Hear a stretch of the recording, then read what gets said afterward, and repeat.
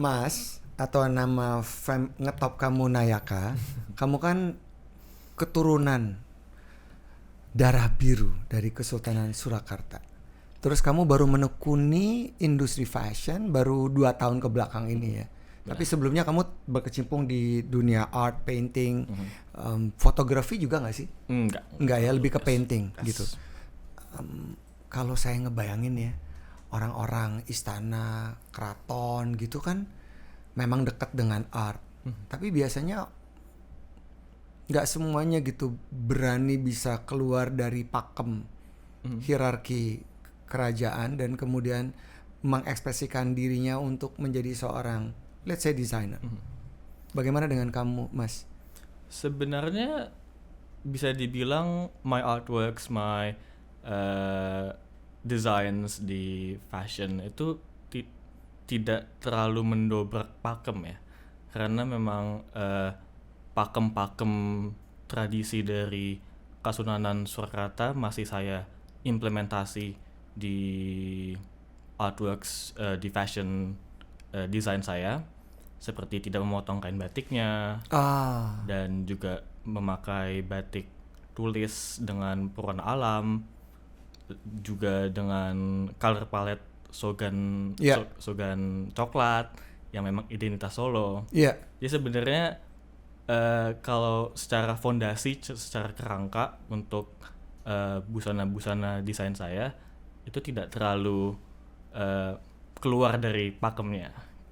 Artinya apakah orang tua gitu dengan mudah memberikan restu atau justru mungkin punya pandangan-pandangan yang berbeda? Alhamdulillah sekarang dari orang tua, keluarga besar di Solo juga memberi restu dan support ya untuk karir saya dan juga desain-desain saya.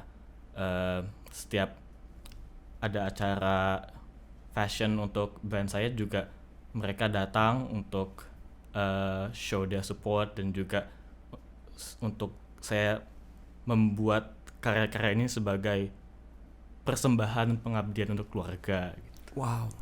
Mas, terpikir nggak sih memang ingin menjadi desainer dari kecil? No, not at all. Not at all. Jadi saya sebagai fashion designer sekarang juga sangat surprised, like okay. Dan juga sebenarnya title atau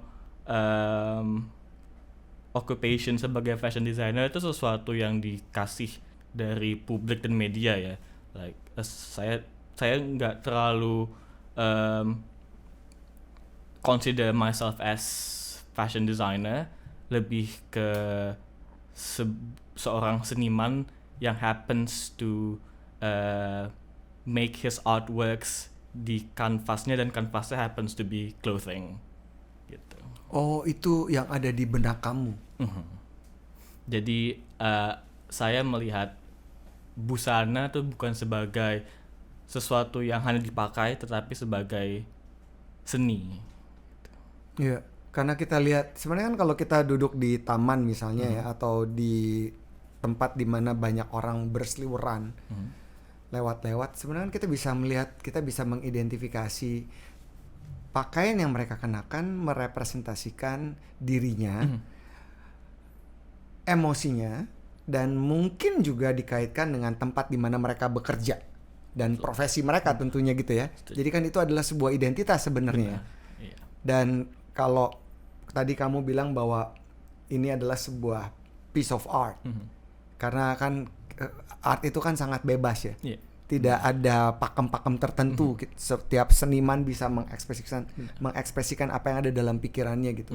Cuma saya wondering, Mas, kayak apa sih kehidupan seorang yang ada di kerajaan bisa dibilang gitu, yang hidup di dunia modern seperti ini? Apakah kamu di benak kamu adalah saya harus A, B, C, D karena mengikuti tradisi-tradisi, atau kamu termasuk anak muda di usia 22 tahun yang pada umumnya juga bisa bebas mengekspresikan apapun? Kalau misalnya kita bicara tentang pakem dan tradisi, menurut saya pakem tradisi itu bukan sesuatu yang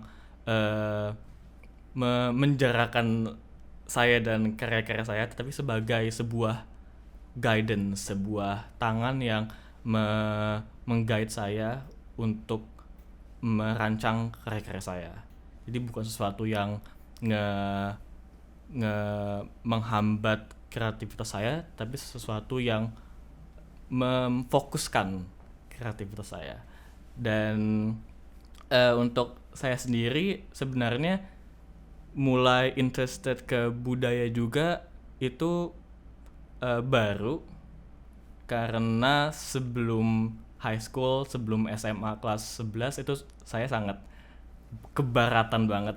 Anak Gen Z biasa lah, like barely speaks in Indonesian, like ngomongnya bahasa Inggris, and interestednya di budaya Eropa dan lain-lain, karena keluarga juga walaupun ada akses misalkan seperti ke sejarah, tradisi, dan koleksi-koleksi batik, mereka tidak memaksa saya untuk harus menjadi seperti ini itu, tapi ada aksesnya ke sana.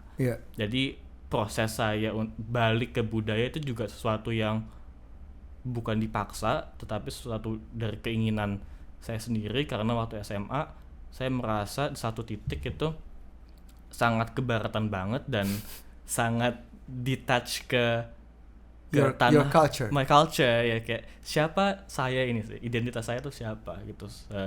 Bukan hanya secara identitas personal, tapi secara identitas budaya and like my place and my role, kontribusi saya ke negara, ke budaya, ke keluarga itu apa gitu. That's why.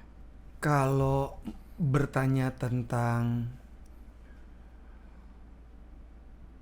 kamu sebagai pribadi nih Mas, kamu sebagai pribadi, kamu ngerasa bahwa kamu keturunan darah biru sehingga kamu harus menjaga pakem-pakem tertentu, atau kamu adalah seperti generasi zillennials pada umumnya yang bisa ngapa-ngapain suka-suka, atau ada pagar-pagar secara tidak langsung yang sudah terbentuk dari keberadaan kamu?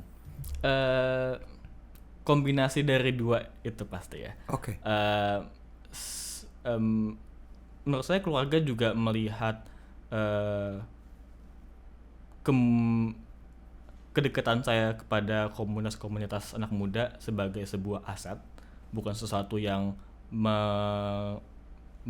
sesuatu yang against budaya, karena budaya itu sesuatu yang selalu changing kan ya, selalu evolve, dan memang budaya kita tuh harus maju ke masa depan, tidak hanya bisa di preserve, tapi di innovate kan. Yes, invented. Di invent, betul, kayak nggak ada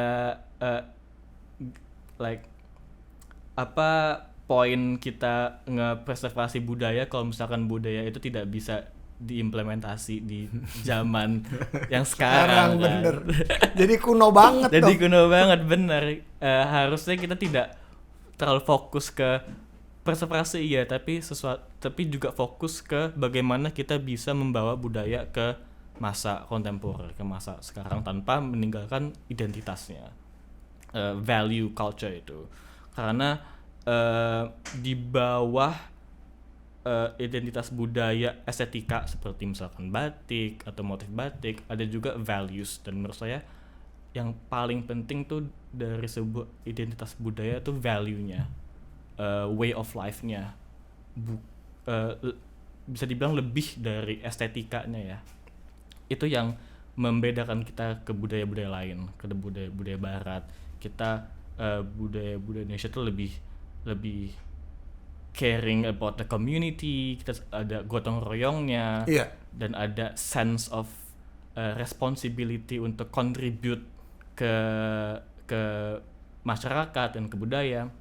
Dan menurut saya that's how ke aspek kemudaan saya dan aspek kekentalan budaya keluarga saya itu mix. Jadi ke hybrid antara kekentalan budaya dan kemudaan saya ini saya gunakan untuk